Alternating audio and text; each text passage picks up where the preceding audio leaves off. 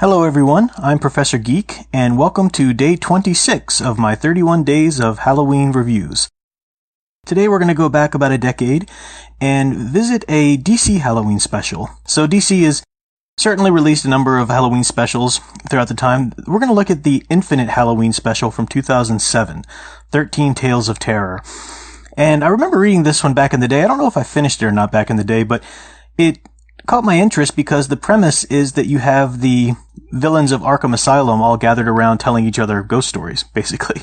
So they're waiting for an escape opportunity that they have, and that's why they're all together and not in separate cells. So they're working on an escape plan, and they're to kill the time until this moment that they're waiting for. They tell each other these Halloween stories, these ghost stories. So as with this kind of compilation, you have a number of different writers and artists coming together to contribute their work. We covered a couple Halloween specials this month already, and when we talked about the Vertigo, the House of Mystery Halloween special from, I think, 2009 or 10 or something like that, we talked about how that was mainly just sort of sketches, not really good story narrative arcs, just almost little snapshots, just kind of sketches. But it still is possible to tell a good story arc even with a very, very limited short space in a compilation, because that was what the Grimm Fairy Tales Halloween special did from Zenoscope. And we talked about that too, and I'll link to all these up in the top hand corner. So this one is a combination of both of those approaches. So we have some that are really just sketches, not a real story arc, almost just sort of setting up a scenario or showing something really creepy that happens, and then it's kind of over with.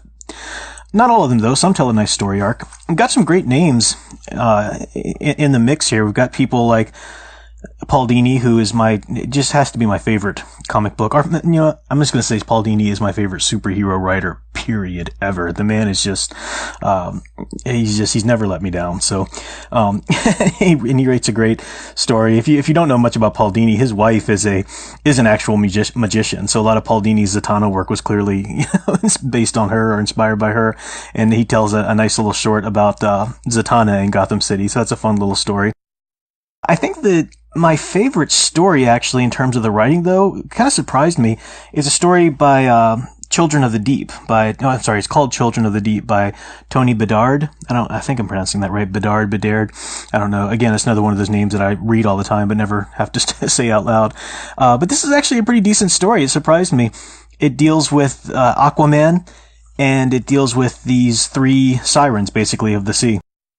And it's a nice ghost story. It covers a lot of the typical beats you would think of for a ghost story. You've got these three daughters, mysterious daughters, living in a spooky house outside of town.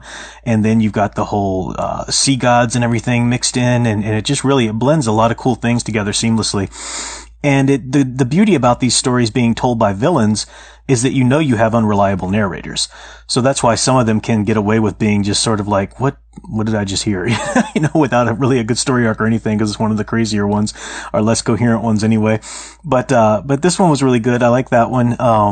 And in terms of the art really runs the gamut too. Some of the art's kind of a little cringeworthy. Some of it's great. I think my favorite art in the book actually came from the tale called The Pumpkin Sinister, which was unfortunately written by Dan Didio. That man just cannot write to save his life. I have major problems with his editing and apparently his writing as well. With a little bit of read of his writing, he just latches onto these gimmicks, and The Pumpkin Sinister is basically his way to reference the Charlie Brown and the Great Pumpkin Patch, and that sounds like that could be cool, right? But it's not. It's really ridiculous. But the art in that story is my favorite in the whole book, I think, and that's by Ian Churchill.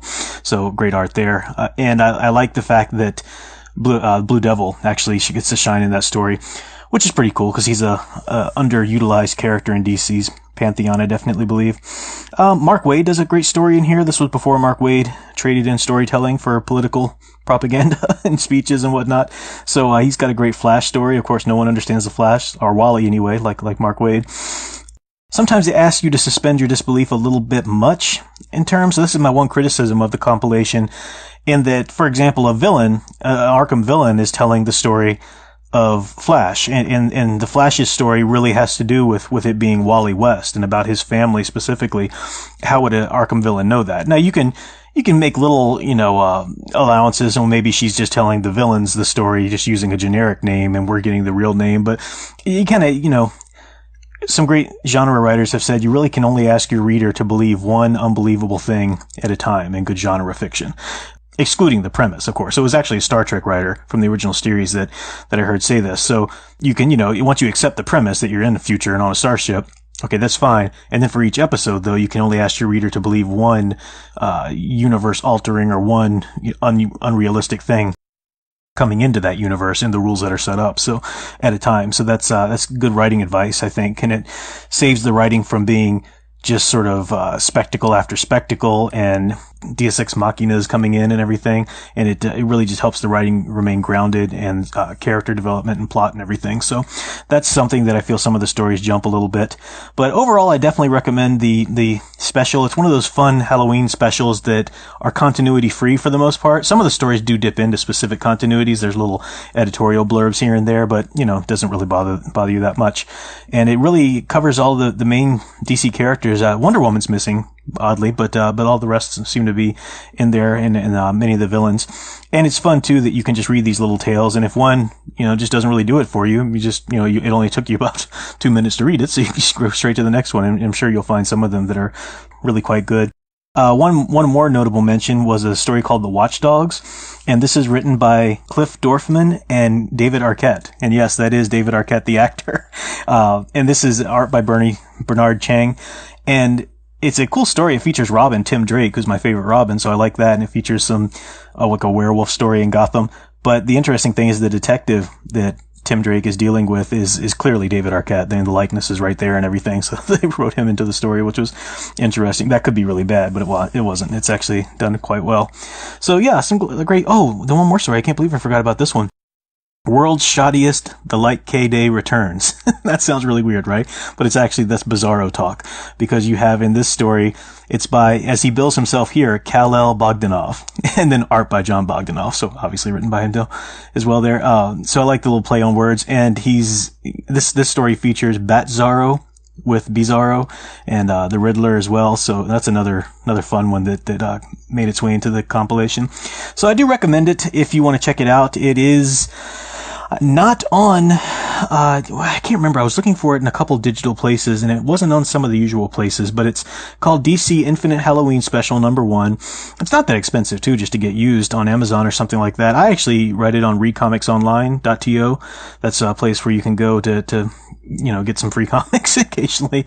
It's an annoying site with a lot of bugs and stuff like that, but if you brave it, it is a good source.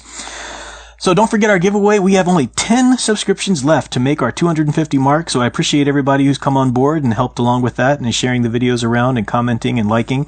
Please continue to do that. We still do have a few days left before Halloween and before we wrap up our 31 days of Halloween reviews this year. And the giveaway again is for that issue 1 of Batman Nevermore, which is the Batman Edgar Allan Poe team up. So check out the video there in the top right hand corner for all the details. Just comment on the video and help me get to 250 subscriptions, and we will do the giveaway. And come back tomorrow at 6 for another great story that is Halloween and superhero and or comic book related. Until then, keep enjoying and digging deeper into the superhero stories you love. Thanks for watching.